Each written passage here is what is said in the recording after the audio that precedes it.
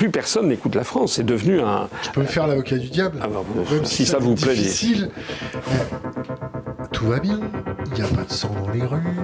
Non, ça c'est pas vrai. Non, ça vous pouvez pas dire ça. Il y a toujours de l'électricité dans les lampadaires. Non, il n'y en a pas à Mayotte. Il n'y a plus d'eau d'ailleurs à Mayotte. Ni eau, ni nourriture, ni... Et puis on leur sert une bouteille d'eau, une boîte de thon, je sais pas quoi, au bout de 2 heures. À l'occasion, ça devait être des européennes de 2019, je pense, que j'étais allé à l'île de la Réunion pour faire notre campagne, parce que la Réunion, c'est quand même le 12e département le plus peuplé de France maintenant. C'est quelque chose de très très important. Et j'en avais profité pour aller à Mayotte, que je ne connaissais pas et que c'était intéressant. Et je me rappelle très bien d'avoir beaucoup circulé. J'ai passé 4-5 jours, j'avais été hébergé par un de nos adhérents.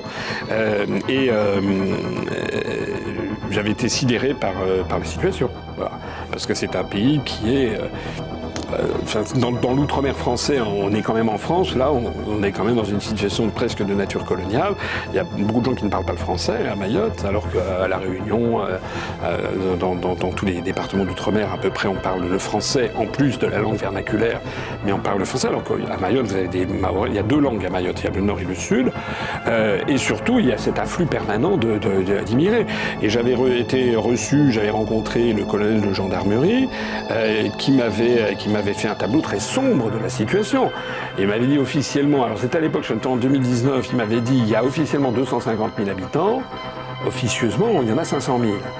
Et il m'avait dit, c'est affreux. Il m'avait dit, on voit arriver tous les jours des immigrants clandestins avec les kwassa-kwassa. Voilà. Et il m'a dit que lui, il avait été en hélicoptère. Et parfois, vous savez, c'est des trucs qui mettent 70 personnes dans un truc qui a un tirant d'eau de 3 cm au-dessus de l'océan. Le canal de Mozambique a des fonds de 3000 mètres, je crois, donc il y a d'une houle extraordinaire. Il faut se faire traverser entre Anjouan, qui est l'île la plus proche de Mayotte. Et donc, vous mettez 70 personnes là-dedans, il y a un risque de chavirer très très important. Mais le problème, c'est que les Comores, c'est un des pays les plus pauvres du monde. Bon. À mon avis, la France a une responsabilité, c'était une de ses anciennes colonies.